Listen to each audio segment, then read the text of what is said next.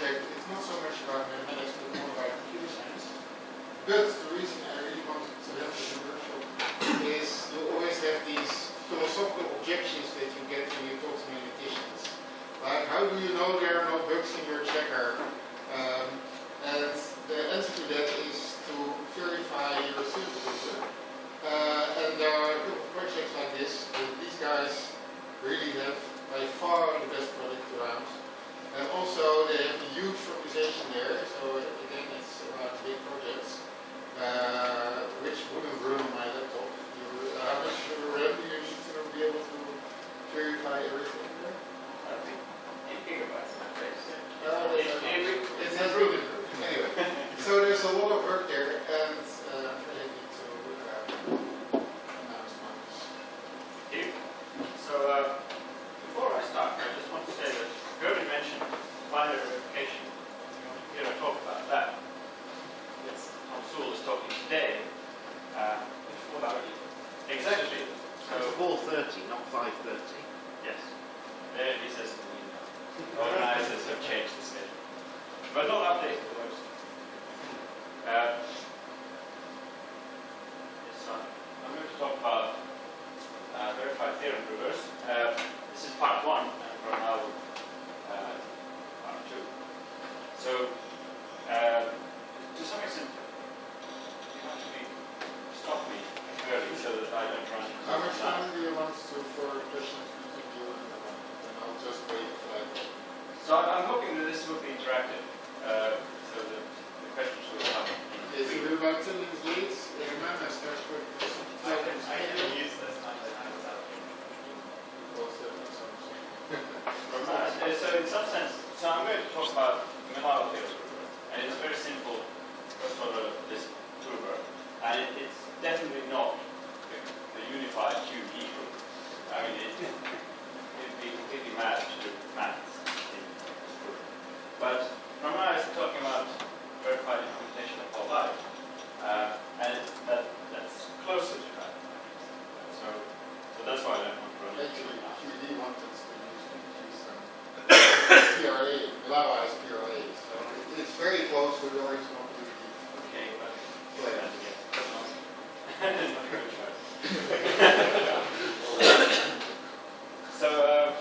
So this is really the Milano theorem prover is by Jared Hayes. It's his PhD work.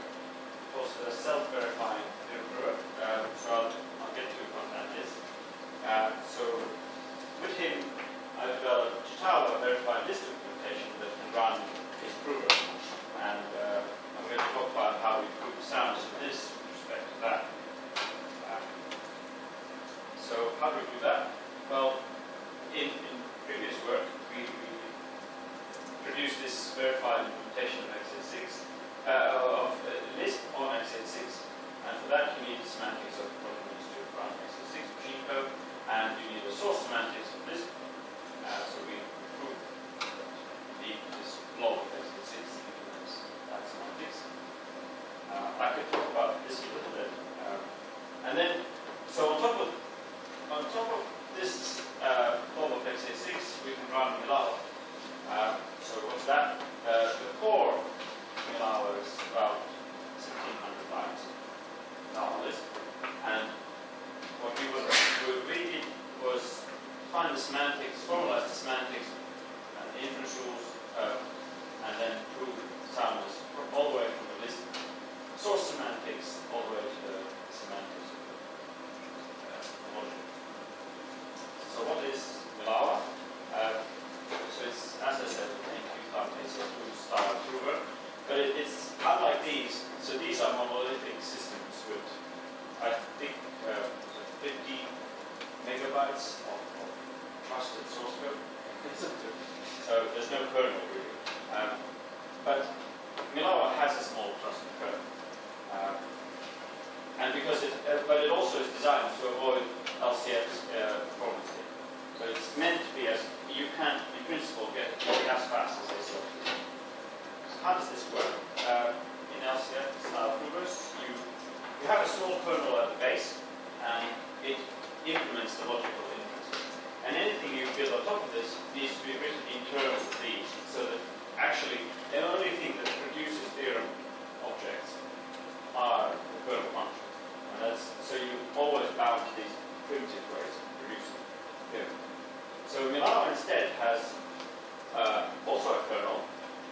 it's a slightly different kernel. It has, most of it is a proof checker. So you give it a proof and it will check, does it believe this is approved by the inferences of the logic. The interesting thing is that when you start from this, the first thing you want to do is to prove that there's a better way of checking proofs. So you derive inferences as functions in the logic, and then you prove that they can only prove whatever the original core proves. And then you can switch to the new proof checker that can check more interesting proofs. There's still proofs about the same logic, so you didn't expand it. And any proofs that you can do in here, you could have done there in more steps. So what you do is then you extend it with smarter and smarter proof checkers, and at the end you have these ACL2 style auto factors that can do conditional rewriting as a single step. So from the implementation's perspective, that's one leap, one step in the proof. So this is what Jared calls the bootstrapping process, and that's actually what the Milano prover is. So the last thing. Isn't this the original meaning of the word reflection? Yeah, the part which is this version is the anyway reflection. Well, they don't. Jared doesn't. Yes, he calls it. You'll see that it's I'll be like that. Yes. And so now, show you. Well, the right place to find out about Milano is from Jared's website. Here you get this easy. But I'll show you it running. So that was the theme. So first of all, I'll show it running on the verified. The first one is the verified. Here we have. Say. So it's 2. It's 3. You can do cons. Of course. You can define functions and so forth. Yeah. So. Yes, I mean it's very small. It's small. It's compatible. Yes, almost entirely. So he rewrote some parts of our kernel to fit this list, and then he decided to. Then with a very small layer, you can make comments that have those special forms. I'll get to the language definition. So what's this? So most of it.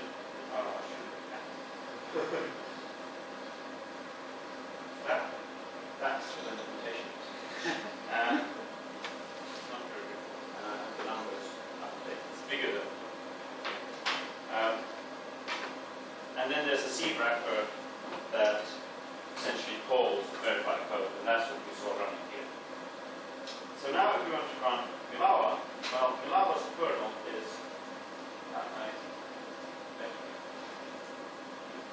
so this, see, reflected proof check.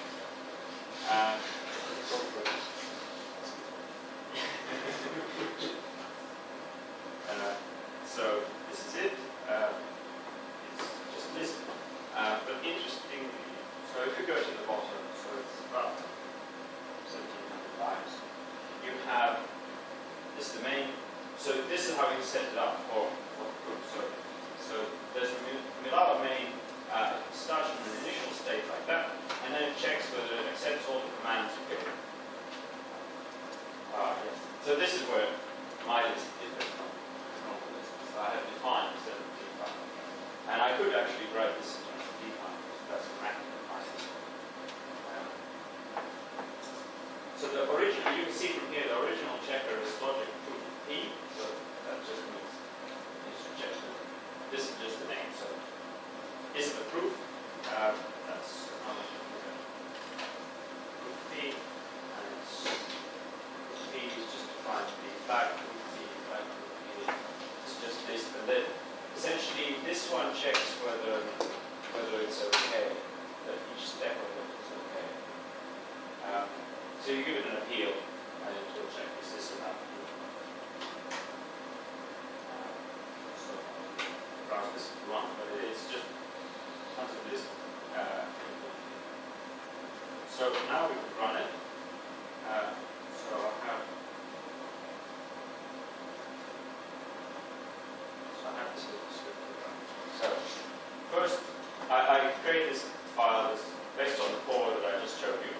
Then I introduce a call to Ramana main and put it into that file, and then the 100 first events that it can check.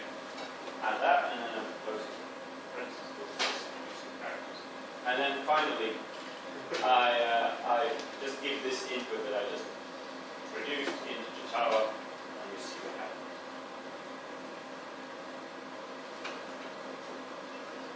So it's read all the input, and now it's thinking of it, and then checks the groups up to 100, the first 100 theorems. So that's where the cutoff comes in. So the whole bootstrap is about a bit more than 10,000.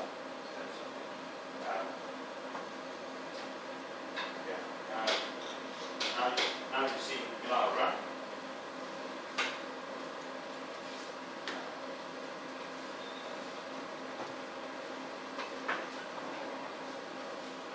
So now I'll talk about how we improve this part.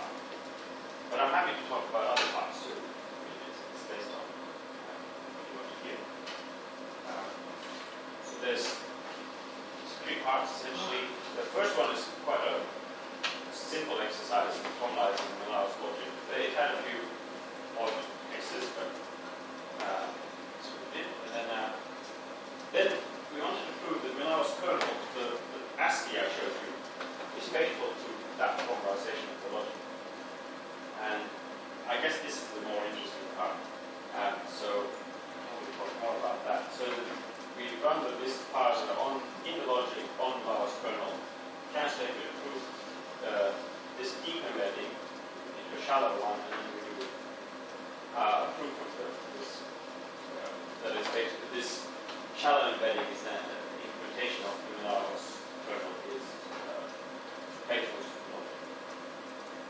And of course, this is all set up so that we can combine all of these to relate the semantics of the logic to the x86 machine code. So if you want to see quickly this logic, so it's about S expressions and formulas are very simple. It's either indication, disjunction, or qualitative terms.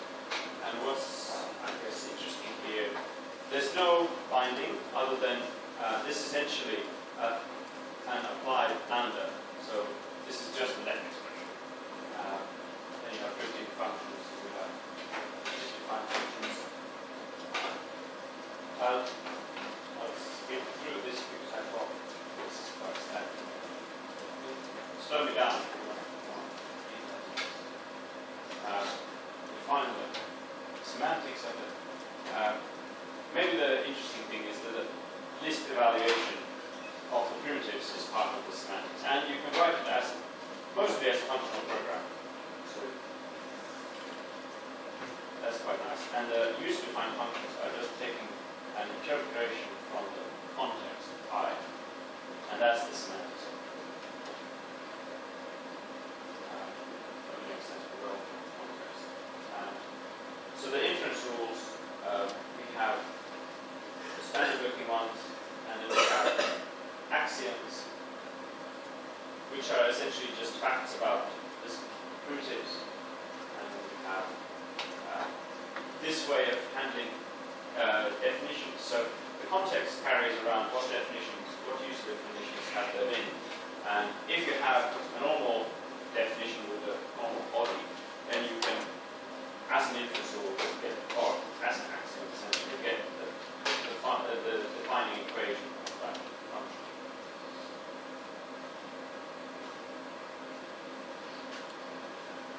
So soundless is logic.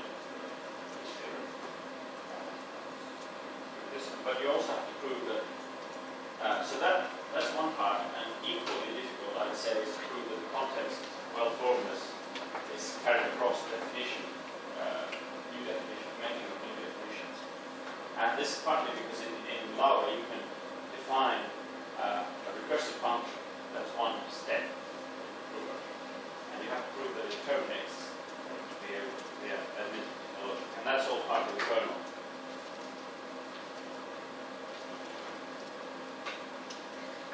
So the more interesting part. So how did we do this part? So the verification has to be with respect to the semantics of Lisp, and Lisp says, well, you pass in the ASCII characters, the semantics is you then produce a program AST, evaluate the AST, and give it back. So you really need to concrete syntax. So I'll animate it on the slide, and if you want to see it in the prover, I can try to do that too. So the first function in the Lava's kernel is this ASCII. It evaluates that AST. This AST, according to the semantics, introduces a new, when you evaluate it, it defines lookup save, and it introduces this deep embedding. And you could do verification over this deep embedding, but the shallow embedding is nice to work with. So what we want is these. And I can show you a little bit of that, just how it looks in the proof. And then you want to do proofs about these, and the reason you can do it is that you get these certificate proofs proved for you, relating the deep embedding with the semantics of this to the shallow embedding. So if this will evaluate to the same result that the shallow embedding describes. So I thought I'd show you how that works, or how that looks.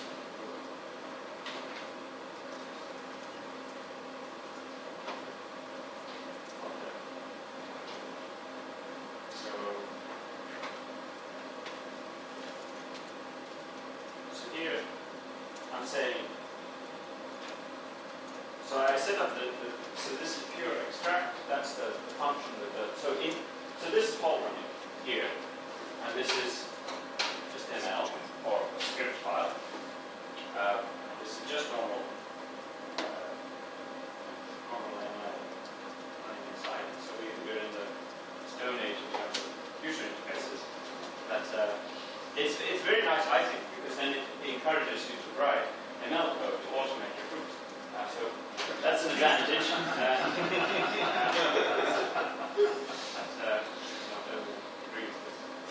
So it's not functions from the Java sources?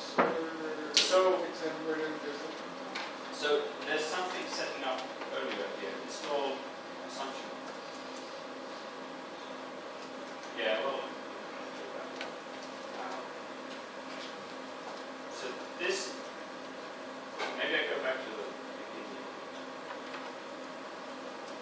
So now our core reads all the file lines from the file. So the file is core list. And what you get is it just read it in using the parser. The core list contains this function? Sorry? This technical not function. That's Is that from the core list? Or? Yeah. Okay, I just want to see it from here. There. Okay. Maybe more interesting is rank. This rank. Understand? So now we go to Lava init. This is I'll go to look at the result. So here we get that's the parser for Lava. That's what the parser produces. This is a raw S expression without any S expression presumably. So dot is the pond. And then we run the translation from S expressions into program ASTs, and what you get is might find it here. No, but I found it in other.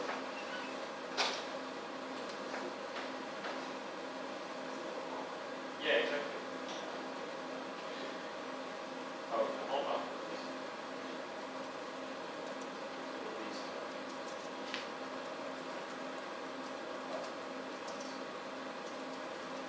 Well, it's in this long list somewhere,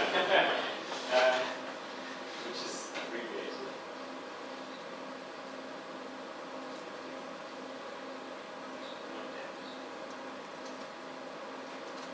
So this one just installs it so that when it needs to, we make this assumption that Khorasan is holding the definition.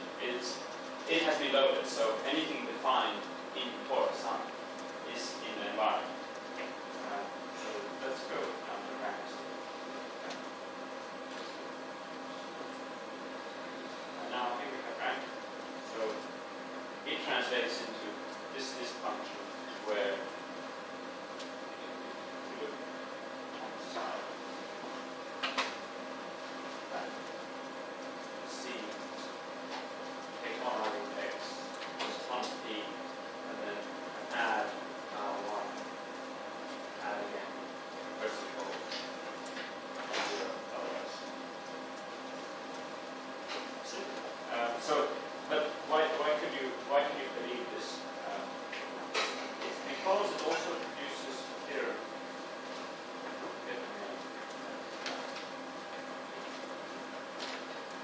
So here you see the Khorasan.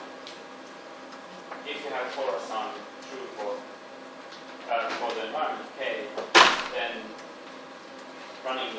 evaluating this will terminate with value exactly on the slides. And once you've done all of this, getting the kernel into shallow embeddings becomes a fairly standard verification. So one is B. But here, I'll just jump to so this, as you see, is non-trivial. It's 5,000 lines, but mostly routine normalization, verification. And this is the top level theorem that if you run the semantics of the list on that input, so this is essentially what I did in those, producing that input where I concatenated Malawa core text asking to rest, where rest is Malawa, I called Malawa main quoted commands, then I either end up, if the semantic doesn't say error, as in, if you gave it a definition it won't accept, it'll say error and jump out of the process. If it hasn't said no at some point, then it will produce lines based on line OK, such that each line is fine. Let's see what that is. And then output followed by success, and that's what we saw. We saw these lines. And well, here it didn't print any theorem statements, but you can make it do that. And then part of this line of K is that it didn't prove. It showed only valid.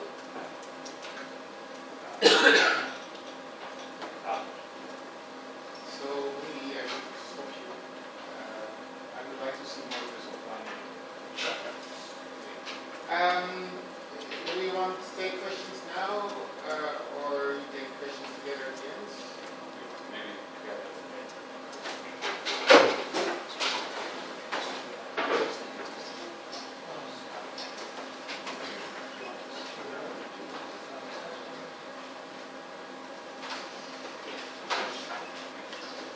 So this is Ramana, and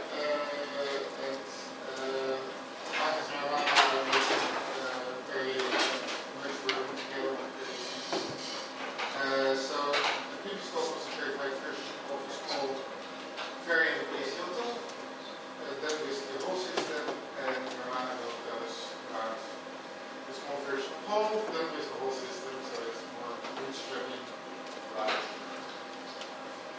Yeah, so who was at ITP?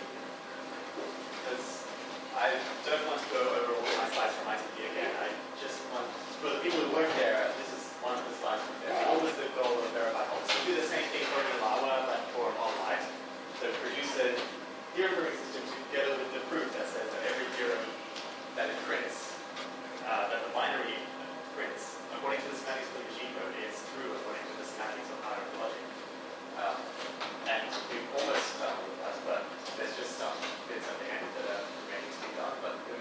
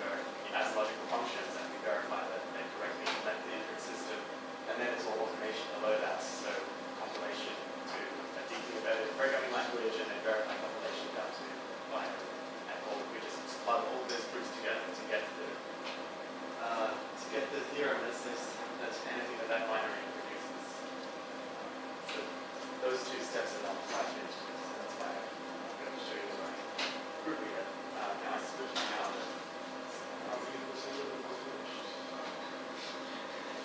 I don't know. It depends what. I don't know.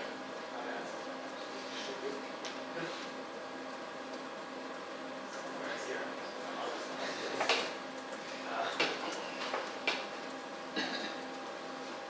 So another way of thinking about the overall goal is that we want not just to have a theorem proof that we can run across, but we want it to really be like whole light to the point where we can just pick up the whole light library that John Harrison and others have worked recently and run it through it. So that's what I mean by a usable theorem proof. So ideally, we'd like to run existing developments, including the Postgres project. And we have the sound is supposed to be verified in machine code. And if you think about it, if we can run whole developments on this verified theorem proof, then, and we verify it in whole as well, then this point 3 should be possible. We should be able to run the verification of its own sounds. That would be the ultimate aim. I mean, this is just a full scientific thing, I think. The achievements to date is what we've seen already. So how did we get to this point of, like this, I think we'll get to being able to have a theorem proof that runs the proof of its own soundness within the next year at the latest, let's say. And how did we get here? Well, these are just some of my thoughts on what I think was important. So using all was simple, well understood, because we have to have the logic, we have to have the semantics of the logic pinned down, and we have to be able to do that within the logic itself. So using all was made that easy. And then this LCF architecture, so that when we verify the kernel, we only have a very small piece of code to verify. But we can use a very large theorem proof to do it because we build on top of the LCF kernel and build lots of automation on top of that, and you still only have to verify the little part of it. And I put in blue here the custom automation part, because this is really where using the whole for theorem proof shines. As Magnus said, it forces you to write ML scripts to make your proofs more automatic, and including quite large ML programs that do this translation from shallow to deep embedding. So that was definitely one of the key ideas of all this work, is these proof-producing translations between shallow and deep embeddings, and also bootstrapping enabled by doing evaluation of logic, the proof-producing evaluation. So when we've finished with the whole line verification, it should allow our reflection principle on whole. Just like the reflection rule in Ramana. So the whole kernel that I verified doesn't include any reflection rule. It's just as in whole line that. But now that we have a soundness proof for it, one can imagine adding a rule which says to the kernel, which says now if you prove a theorem that says this deeply embedded code always produces sound theorems, you should be able to swap that in as you derive the rule from that. So figuring that all out will be exciting. A lot of this kind of future basic. I will show you some. But it's harder than in Lava. The reason why it's harder is that in Lava your logic is basically the same as your programming language.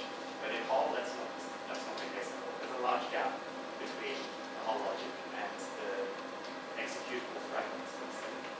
And even if you can run the whole logic, you don't want to. You want to run it according to a different semantic, operational semantics of your programming language embedded. So that's the difference. The other thing is that the whole Lava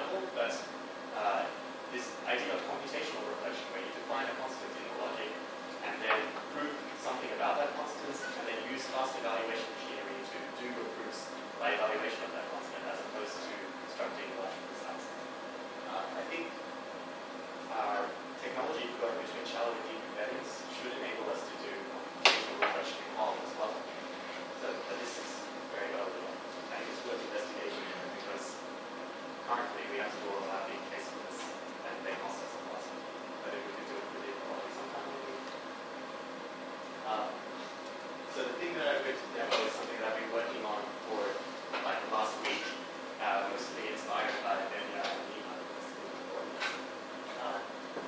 So this is yes, another kind of reflection. This is where we use, this is kind of more at the logical level. So we have semantics of all. Let me just select my see if this works. So I'm going to run all now. Hopefully we'll be able to see something when I reload. Basically what I've done is written some automation. So can anyone read? Can anyone not read this? This is too terrible. It's quite terrible. Quite terrible. But we can read it. Who's gonna do this? Alright, so I'm looking at this line here, right? So I've written here, I'm defining a term for all y, lambda x, dot f, then it's just a random Boolean term. And then this is an ML function, which is going to take that term and do some automation on it and produce a theorem. Now I'll show you the theorem. The other side. So the conclusion of the theorem is down here, and I'll show you the hypothesis. So the conclusion of this theorem is essentially saying, well, I'll give you the punchline. It's saying that if the deep embedding of that term is provable, then the shallow embedding, like the semantics of that term, is true. So this is connecting truth and provability within one theorem within the logic. So you can see, like on the left, we've got deep embedding because it's using strings for like the string y and the type variable string a, column values. This is like the deeply embedded syntax that we had to do for the whole semantics, and then implies, and then the term that I gave it, like this term. So this kind of theorem you shouldn't be able to prove in a consistent logic. So it has lots of assumptions on it, and all of those assumptions are about setting basically the main assumptions, the ones that we can't prove, are the ones that say this variable of this type maps into the semantics, which we also have to model as a type. So there's these bijections between the meta level types and the object level types. So later. Wait. I thought you were going to change the slide.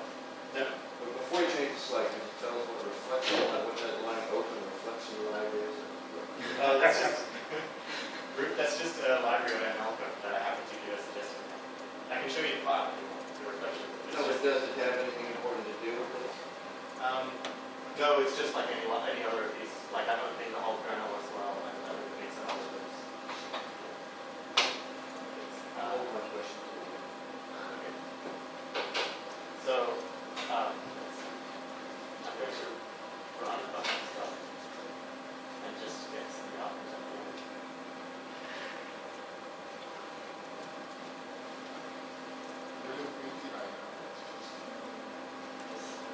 Well, not looking at anything right now. Okay.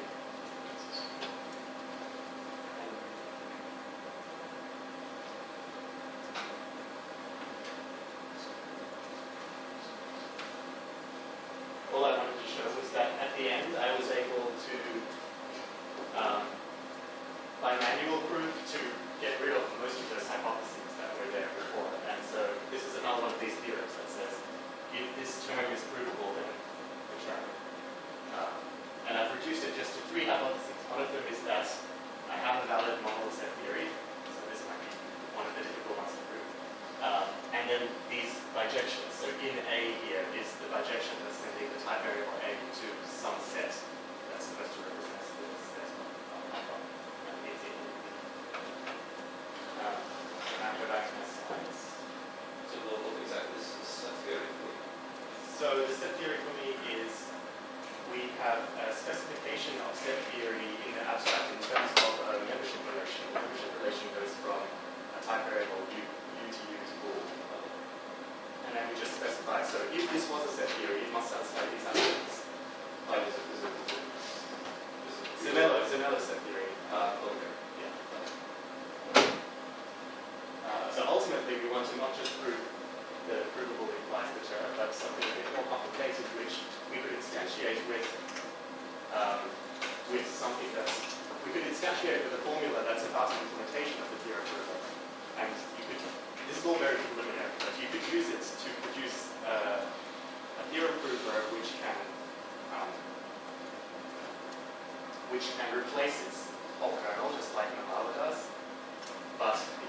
verify that it produces exactly the same proofs. Rather, it would be doing it based on the spec for Malawi. Every printed theorem is true. And the Malawi method is that every printed theorem has a proof in the initial Malawi inference system, which never changes. But I think what we might be able to do is prove that every printed theorem is true directly by having a reflection rule that appeals to the semantics. And then you could allow extensions to the inference system. So you could have a theorem prover that extends its own inference system while maintaining soundness. Not sure it's going to work. So one last slide to take us back to a high level. So is self-verification useful? If you run a prover on a proof of its soundness, so suppose we do that, and then the prover accepts the proof, what could this possibly be? Well, there are 4 different conditions. Either the prover is sound or it's not sound, and the proof is valid or it's not valid. Ideally, we want to be in this case. Prover sound, proof is valid, right? These 2 cases are to be impossible, and I'll explain why they're impossible. But this case, where the prover is not sound and the proof is not valid, that's perfectly possible. An invalid prover is allowed to accept an invalid proof. And this is the danger case. And I don't think we can get away from that. So why are those other ones impossible? Well, a valid proof that the prover is sound and the prover is not sound, they're just contradictory assumptions. Similarly, so the moral of the story is that you need to trust something. You still need independent evidence that either the proof is valid or the prover is sound. But if you had either one of those, why would you bother with self-verification in the first place? So I think the way to think about this is that ultimately, formal proof is just evidence in a larger context of evidence where we're really thinking about probabilities that we as humans have to decide what we believe. But I think self-verification, so verification in general is very good evidence. It should increase your probability that something is true. And the same holds for self-verification. And it's a particularly good